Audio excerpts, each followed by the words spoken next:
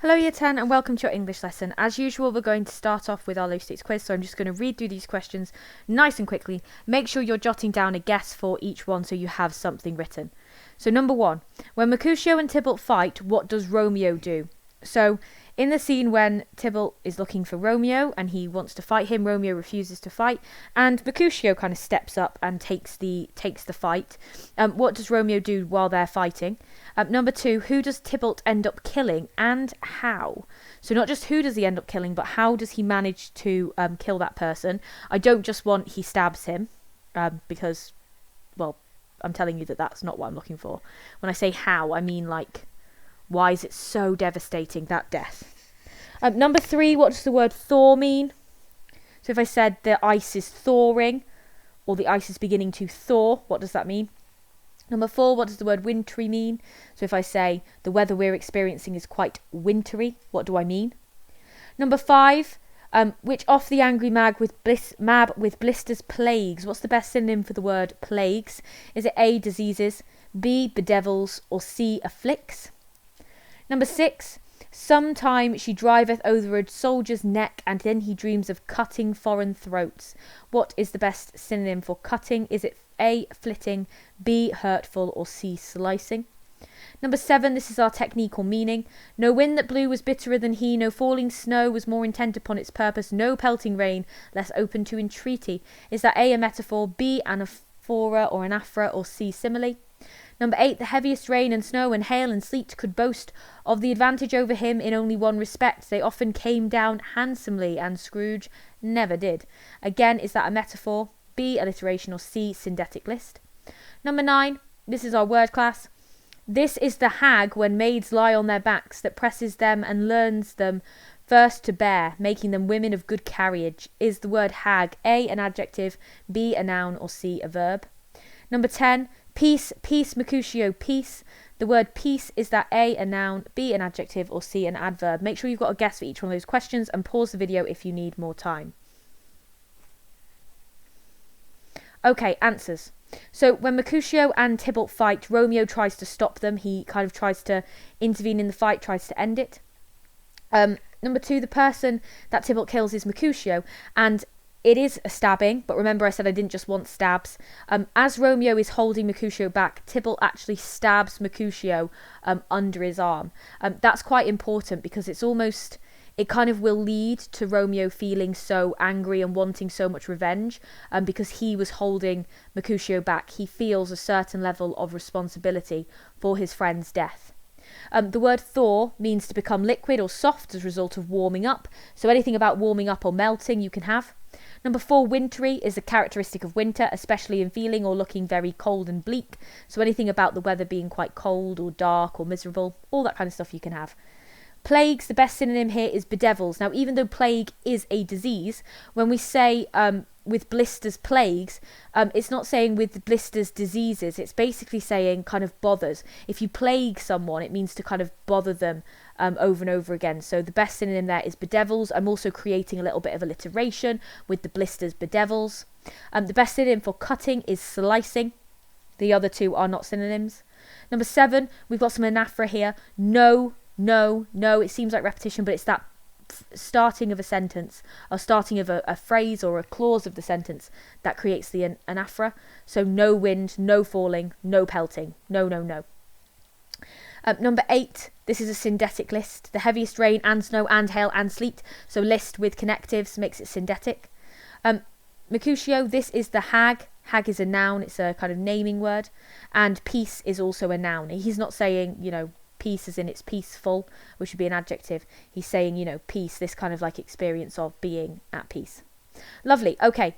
Your title for today is Scrooge and the Ghost of Christmas Yet to Come. So in this lesson, we're going to look back over Stave 4 in more detail. And to do that, we're going to do more of those quote explosions. And we're also going to intersperse that with some deliberate practice around paragraphs, taking that information and turning it into paragraphs. I'll show you what I mean. It will all make sense. So make sure you've got that title down and pause the video if you need more time. Okay. So, as I said, we're looking at these quote explosions. So, the expectation is you write out the quote, you answer my question. So, you should have a quote explosion that looks exactly like mine. Don't necessarily worry about writing the answers, just simply writing the questions, just simply write the answers. The questions are just here to prompt you on why I've underlined or highlighted certain things. So, the phantom slowly, gravely, silently approached. What is the technique? Slowly, gravely, silently. What's the technique? And what's the word class of these three words? They're all the same. Then we've got, he felt that it was tall and stately when it came beside him, and that its mysterious presence filled him with a solemn dread. So mysterious presence, I want the word class of the word mysterious and what that means. I'd also like the meaning of the phrase solemn dread. I fear you more than any spectre I have seen, but as I know your purpose is to do me good, and as I hope to live to be another man. So who says this? And this bit at the end, the bit where he says about being another man, what does that suggest to us? What's it suggest? Okay, pause the video to complete these quote explosions now. Okay, so let's quickly run through the answers. So, technique. We've technically got two. We've got triplet. You may also refer to it as an asyndetic list. I would go with triplet because there are three things, that power of three. The word class is an adverb, and it creates this creepy, sinister kind of tone or sense. It tells us that this is the first ghost that has actually been particularly scary. Yes, he would have found Jacob Marley quite scary as his first experience of a ghost. However, it was his old business partner and friend.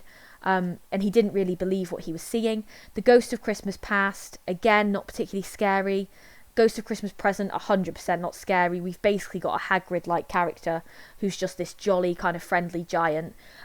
Again, not creepy. This is the first time that Scrooge has been totally afraid.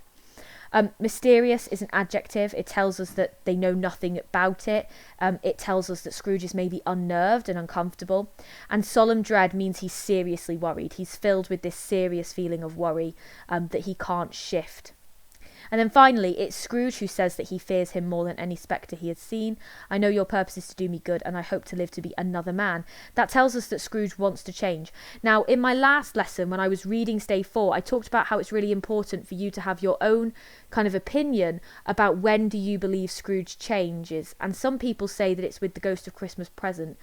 He goes into this meeting with the Ghost of Christmas Yet to Come already determined to live to be another man. He's already changed. He goes into this very much like, I will be better, I will be a different person. Some people agree, some people disagree. Maybe when we get closer to the end of the novella, I'll tell you when I personally believe that we can say Scrooge has changed. Okay, so you should have all of these answers written down. You should have gone for guesses if you weren't sure. That's really important, and I should have said it sooner. But essentially, you need to guess.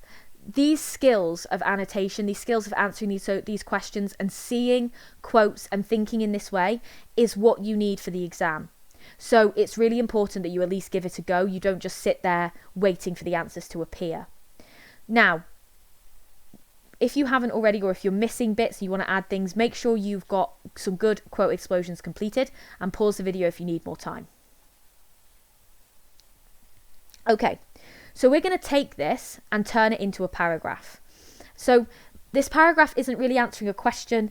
It's more of kind of a summary paragraph about when the Ghost of Christmas Yet to Come first arrives. So all these quotes are about when the Ghost of Christmas Yet to Come first arrives. So I'm taking kind of what I've said about them in these quotes and I'm putting it into sentences.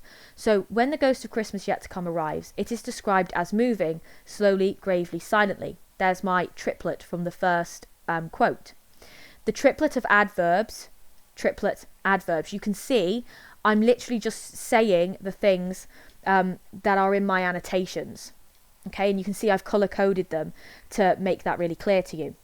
As the ghost approaches and the character of Scrooge is described as having a mysterious approaches Scrooge, it is described as having a mysterious presence. The adjective mysterious illustrates that nothing is known about it, and this creates an unnerving and uncomfortable tone. So all I'm doing, you can see that all I am doing is I am simply taking what I have written here, I'm taking this, and I am simply writing it into sentences. I'm saying the word mysterious means we know nothing about it. unnerved, uncomfortable. I'm using those words to make sure that I'm really addressing the question. Scrooge is described as being filled with solemn dread. This implies that he is seriously worried and made uncomfortable by the ghost. I've repeated the word uncomfortable. I might want to use a synonym, but it's there. When the character of Scrooge addresses the ghost, so you can see that purple bit, who says this quote? It's Scrooge. He claims that he hopes to live to be another man. This illustrates that Scrooge has a desire to change and is willing to accept the ghost's help, even though he is very afraid of it. So added a little bit there, but essentially just talking about how Scrooge wants to change. So this is kind of our goal every time we do these quote explosions. I've grouped quotes together so they're all relevant to each other. And this is kind of where I want you to go with everything. So next kind of task is this. The Ghost of Christmas Yet to Come takes Scrooge to see some businessmen. 2 groups of businessmen. So you need to think about both groups, not just the one group.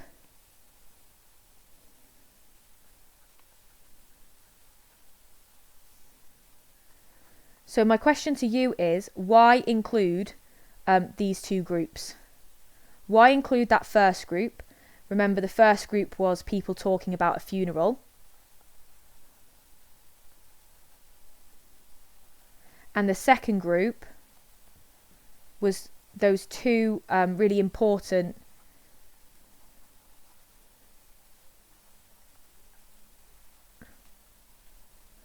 businessmen. And they just had a normal conversation.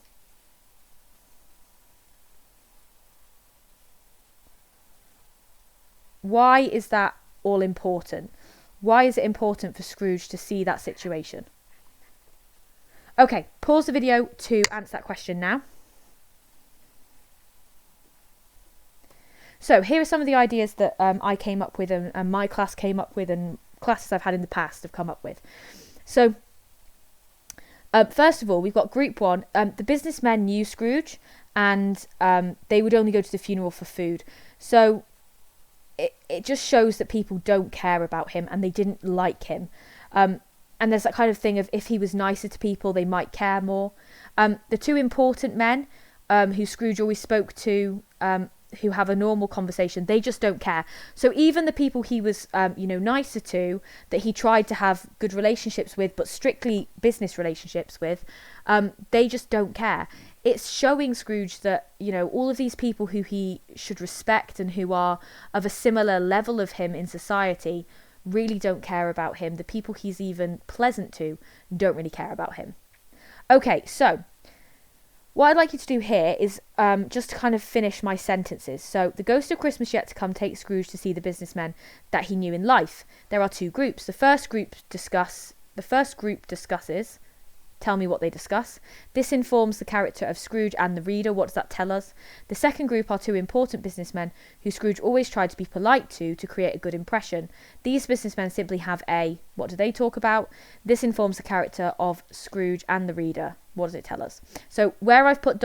you need to finish the sentence. Pause the video to complete this task now. Excellent. So the next scene, or the next part that we need to think about, is the scene with old Joe and the laundress, the kind of cleaning woman, and the undertaker, and their kind of dealings with Scrooge's belongings. So we've also got the quote, "If he wanted to keep him after he was dead, a wicked old screw," pursued the woman. "Why wasn't he natural in his lifetime? If he had been, he'd have had somebody to look after him when he was struck with death, instead of lying gasping out his last there alone by himself." So the fact she refers to Scrooge as wicked, what's the meaning? What's the word class? And then this idea of him being alone by himself, what does that tell us? What's the meaning of that phrase? Pause the video to answer these questions now. Wonderful. So quickly just going through the answers. So these are some of the things that you need to be aware of. So we've got the 2 women, the laundress and the kind of housekeeper. We've got the undertaker as well, the man, and then this person on the floor looking over the belongings is old Joe. Basically what this scene tells us and tells Scrooge is that they don't like him, they don't respect him. So these women would have worked for him. The laundress would have done his washing, that's what they would have done, and the maid would have kind of cleaned, or cleaner would have cleaned his house. But they don't like him, they don't respect him, even though he's someone who was paying them. They don't find him a particularly pleasant person. It just tells us that no one cares for Scrooge, even the undertaker, whose job it is to kind of respect the dead and to take care of the dead once they're passed. Even he doesn't care about Scrooge. It's interesting that Scrooge didn't seem to recognise this women, but they must have worked for him, so it shows how little attention he pays to his staff. And there's also this kind of idea that these people do this because they don't have enough.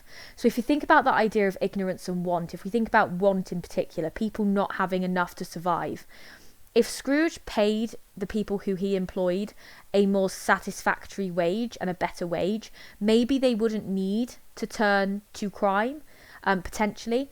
We could also talk about these people being the undeserving poor. They contrast quite strongly with characters like Bob Cratchit, who's a very deserving poor person. You feel like he deserves money. These people come across as quite criminal, and therefore maybe they don't deserve anything.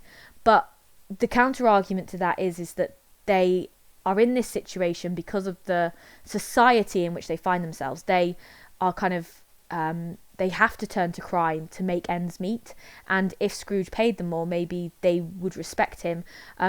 Maybe the maid, for example, would have protected him. Maybe he wouldn't have been robbed blind. She would have wanted him to wear his nicest shirt to the grave. She would have wanted him to be taken care of. But because of his treatment towards them and his payment of them and the fact that he never shows any care for other people, it's kind of like what you do unto others will be done unto you. So he doesn't care about them, they don't care about him. The word wicked, the word class is an adjective. It means horrible, nasty, mean. So this is where we get this idea she didn't care about him or didn't like him because she thinks he was a horrible, nasty, mean old man. And then if we look at this word, alone, this phrase, alone by himself, there was no one there, no one cared. And I always, when I read this and I hear that she describes how no one was there, that he was alone by himself, I always think that, like, you know, even Fred wasn't there. Fred, who in the last chapter kind of spoke about how he'll always invite Scrooge to Christmas and he'll always be there. There's part of me that wonders, you know, did Fred reach a point where he thought there's no point in being there, or was it a case of Scrooge was so alone and isolated and he'd chosen to be that way to the point that he didn't even want his nephew there when he died? I always find that quite interesting, this idea that he was totally alone. I feel like it's quite sad that he's totally alone. I feel like really Fred would have potentially wanted to be there and want to him to not be alone in his last moments. So I always find that a little bit interesting, that kind of like, where is Fred in this whole situation? So as I said before, same thing. First of all, you need to make sure you have the annotations. If you've missed something, or if you need to add something, please make sure you do that. And then could you just kind of write yourself a little summary paragraph where you say, when the ghost of Christmas yet to come takes Scrooge to see old Joe, and then tell me about it. So how do the women describe him, and what do we learn about Scrooge? Pause the video to complete that task now. Okay, so another 2 quotes and a question for you. So the next thing that Scrooge is taken to see is the bedroom with the body under the sheet. And I've got these 2 quotes. So we've got, first of all, plundered and bereft, unwatched, unwept, uncared for, was the body of this man. So word class of plundered and the meaning of the word bereft, unwatched, unwept, uncared for, what's the technique there? And what is the meaning of that technique? And then the second quote, I would do it if I could, but I have not the power, spirit, I have not the power. What is the technique of the 2 bits in red that I've underlined? And also think about who says this line. And then finally, why does the ghost of Christmas yet to come take him to see this dead body? What is the ghost of Christmas yet to come hoping to achieve? And kind of what happens in that scene? Why is that scene important? Pause the video to answer these questions now. Okay, so remember, you might have things that are similar, and that's fine. If you need to add anything, make sure you're doing that. So plundered is a verb. It means stolen from. Bereft Again, it's kind of got similar meaning. It means taken from it, or be without. So if you're bereft, you've had things taken from you. Unwatched, unwept, uncared for. It's a triplet. It's alliteration because of that un. It kind of tells us that he was left all alone and no one was upset. Unwatched, like no one's watching over his body. Unwept, no one is weeping for him. Uncared for, no one cares that he's dead, was the body of this man. The technique of I have not the power, spirit, I have not the power is repetition. You have to remember that throughout this chapter, Scrooge doesn't know that he's dead. The whole way through this chapter, he is looking for himself. He looks for himself when the businessmen are talking, and he knows that he's normally there at that time of day, and he's not. He even looks into his office window after this scene. He doesn't realise that he is the dead person. But I would say that here, during this scene, when he's with the body in the room, I think there is a part of Scrooge that is aware that he is the person who's dead, and that's why he says, I have not the power. It's almost like he physically can't bring himself to do it, because he knows exactly what he will see, and he's not willing to accept that, because you could argue because he has changed and he intends to change, but you could also argue just because he is highly fearful. So the whole point of the ghost taking Scrooge to see the body is to scare him. The ghost doesn't force him to reveal that it's him at this point. He, gives him the option. And when Scrooge says he can't do it, the ghost just moves them on. And I think that's really important, is that this is about creating fear. It's not necessarily about doing the big reveal of, oh, you're dead. This is trying to build that fear in Scrooge and try to make Scrooge realise that this is his fate if he doesn't change. This is what will happen. He will die alone. No one will watch over him. No one will weep for him. No one will care for him. He will die entirely alone. So make sure you've added that. And again, if you could write yourself a short summary, it should kind of start when the ghost takes Scrooge to see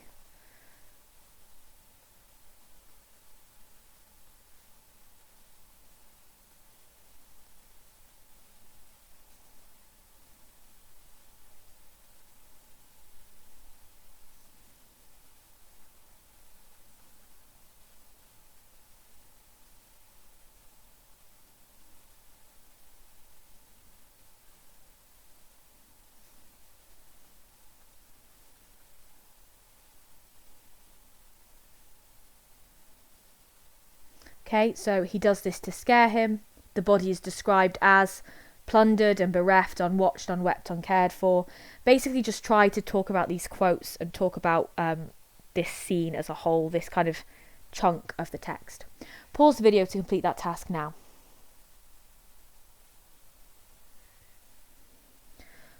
Okay, so while he's in that room, Scrooge, isn't forced to see who is under the sheet, and but he is beginning to maybe realise, you could argue, that it's him. I would always say that he's maybe beginning to realise it's him, and that's why he feels like he doesn't have the power to look under the sheet. He then says, show me some emotion connected with this man's death. And when he asks that question, you know that he is expecting to see someone hurt, someone crying, someone who's grieving the loss of this man. Instead, the ghost takes him to see a young couple. They have children. The wife is very nervous for some reason. The man is out, and then when he returns home, he comes home with news that basically this man, the man who is dead, has died, and therefore they don't need to worry about paying their loan. So they've clearly borrowed money. They talk about this man being their creditor. That means he's given them credit or given them money. And they clearly couldn't afford to pay what they owed. And essentially the man has clearly gone to ask for more time to make the payment. And finding that this man is dead, they have no worries. They don't need to worry about paying. And there's that relief. So why does he include that? What's the ghost trying to kind of tell Scrooge? There was a remarkable expression in it now, a kind of serious delight of which he felt ashamed and which he struggled to repress. So the man, you know, has just found out that someone is dead, and yet he feels serious delight, and he's ashamed about that, but he also struggles to repress it. So again, why include this scene? Write down this quote, explode it. What's the technique with serious delight? Felt ashamed and struggled to repress. What does that tell us potentially about this character? Pause the video to complete this explosion now. Okay, so why include it? They're basically happy that they don't have to pay. This is, you know, Scrooge asks to see emotion about a death, and what he gets shown is people being happy that you're dead. That's why it's included. These people are happy this man has died. When Scrooge realizes that it's him, Scrooge will learn that they are happy that he is dead. There was a remarkable expression in it now, a kind of serious delight. Serious delight, oxymoron. It tells us that they're ecstatic. They are over the moon. They are extremely happy about the fact this person has died, of which he felt ashamed and which he struggled to repress. So he knows it's not right to be glad that someone has died, and he's struggling to keep that happiness in. The fact is, this is such a stroke of good luck. He was in such a dire situation with not being able to pay his loan, that this is amazing.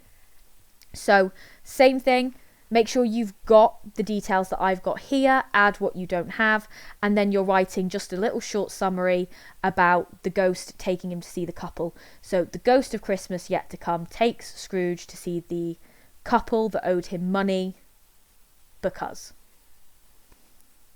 Pause the video to complete this now. Okay, so another one, quote explosion, question about why. So Scrooge looked here and there to find himself, but nowhere was he to be seen.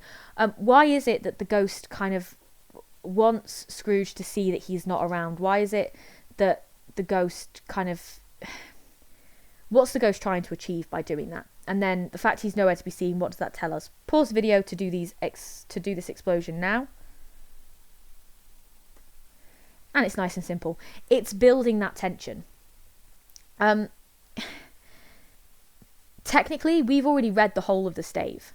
But when you're reading that stave, until the graveyard, when he looks at the grave and it says Ebenezer Scrooge, there is absolutely no way that the reader can be sure that Scrooge is dead. There is no way that Scrooge is sure that he's dead. So it is building tension. You know, the chances that you guys have seen some kind of version of A Christmas Carol in film or TV, or you've watched The Muppets, means that you read this book knowing that in this whole bit Scrooge is dead. But if you were reading this for the first time, and this was before television, back when Dickens first wrote it, back in the industrial period, you wouldn't know for certain. You can have a feeling.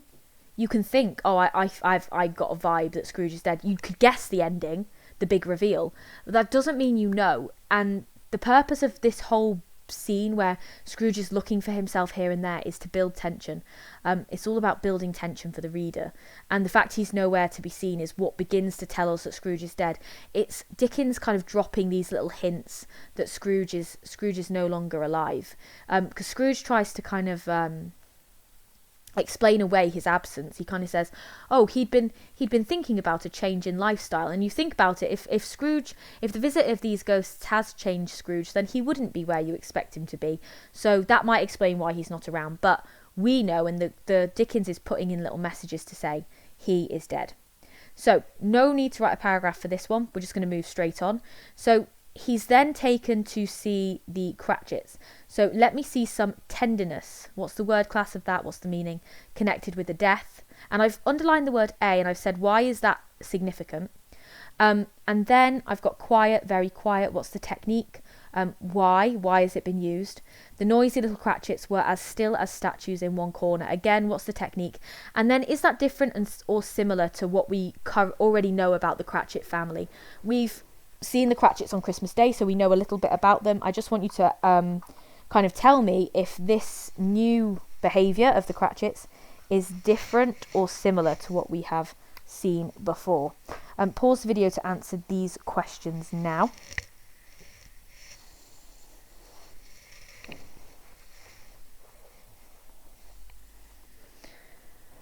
Okay, and answers. So again, remember, make sure that you are adding in what you've missed.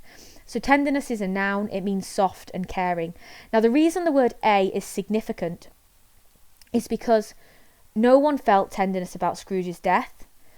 So when Scrooge asks to see some tenderness connected with a death, because he doesn't say with my death or with this man's death, when the ghost takes him to see that young couple who are happy about Scrooge's death, Scrooge asked him to take him to see some emotion around this man's death, which is why he gets shown happiness. Now, when he asks to see some tenderness connected with a death, and he's not specific, the ghost can't take him to see anyone related to Scrooge because no one is upset about Scrooge's death. No one is feeling any tenderness. So he takes him to see Tiny Tim's death because they obviously cared. We've got repetition with the very quiet, quiet, very quiet. And the reason why is to create emphasis.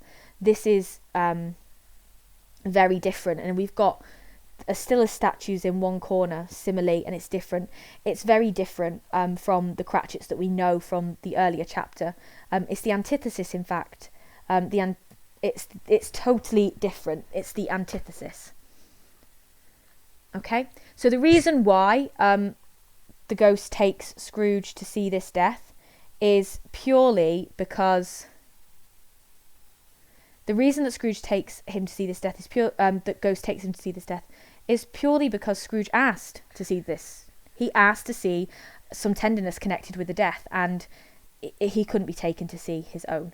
So as before, can you just explain why the Ghost of Christmas Yet to Come takes Scrooge to see the Cratchits? So the Ghost of Christmas Yet to Come takes Scrooge to see the Cratchits because, and then try and use these quotes, try and kind of create that paragraph like I showed you earlier.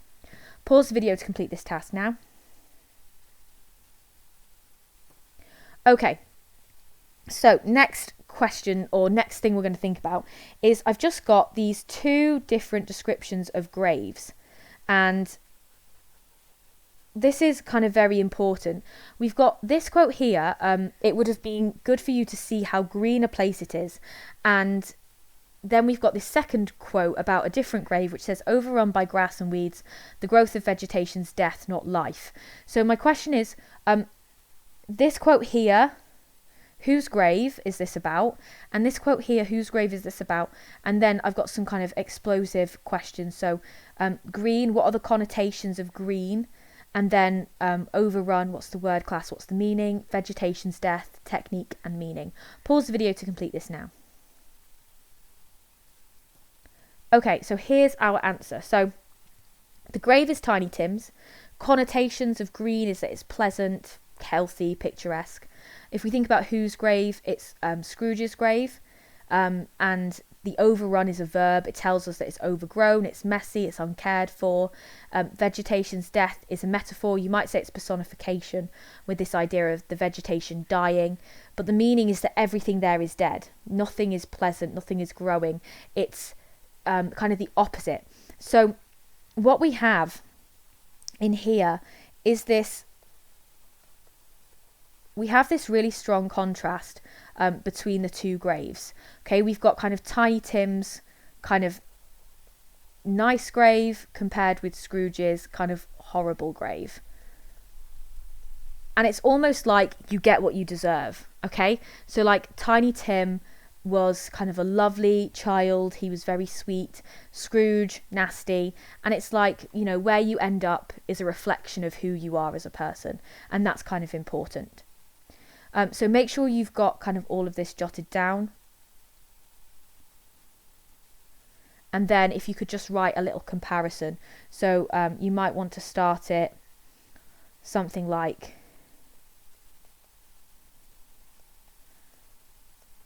Tiny Tim's grave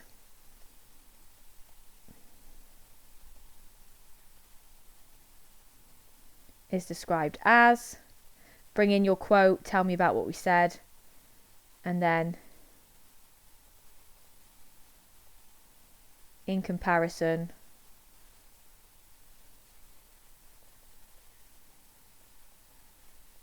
Scrooge's grave. Bring in the quote, analyse it the way we have. Pause the video to complete this task now. Okay, I promise there aren't that many left. So, 3 more quotes for us to explode. So, Scrooge is then taken to the graveyard where he learns that he is the person that he's seen all these kind of like visions of. So, the kind hand trembled. Whose hand are we talking about here? And what does it tell us? Remember, guesses. Guesses are fine, but I need you to have a go. Oh, tell me I may sponge away the writing on this stone. So Scrooge says this. What's the technique? This idea of sponging away the writing. And what's the meaning? And then finally we've got holding up his hands in a last prayer to have his fate reversed. He saw an alteration in the phantom's hood and dress. It shrunk, collapsed and dwindled down into a bedpost. What does this do to the tension? So when we talked about Scrooge not being certain that he was dead, and when we talked about the room with the dead body, and then Scrooge travelling around and looking for himself but not finding himself, we talked about the tension building, and that's what happens throughout this chapter. The tension builds and builds and builds, and the graveyard is where the tension really meets that kind of highest pitch, that crescendo, if you like. What happens though at this moment when it becomes a bedpost? What happens to the tension? Pause the video to answer these questions now. Okay, so the kind hand is the ghost's, so it's the ghost's hand, and it tells us the ghost is wanting to help Scrooge. There's this, Scrooge is kind of is holding on to the ghost, and the ghost wants the best for Scrooge. He wants to help Scrooge, but you know, the ghost has a message, and the message is you need to look at this grave and you need to recognise that you need to change. Sponge away is a metaphor, this idea of sponging away the writing on this stone. And it tells us that Scrooge is determined to change. He wants to be able to kind of wash this away. He wants to wash his name from this gravestone. And then finally, the ghost turning into a bedpost, it shatters the tension. As I said, the tension builds to a crescendo, this kind of high point where he's begging the ghost to tell him he can change, to tell him that this is not the end, that this is not, you know, this is not determined, that this could be changed. And then suddenly it's gone. It's a bedpost. The whole thing is over, and it shatters that tension. Okay. So, you don't need to write a little paragraph for that one either. And that is the end of our English lesson. So, you should have a lot of quote explosions. You should have some paragraphs. They might vary in length. I'm not personally concerned if you've not covered absolutely everything that you exploded in your quotes. But if you have, the more you've covered from your quote explosions, like I did in that first model, where I included everything, the better it will be for your revision. But if you have kind of, you know, just done a summary or just thought about why the ghost takes him to see those scenes, that is totally fine. That was a lot of work, but well done. I'm sure you absolutely smashed it. Thanks, guys.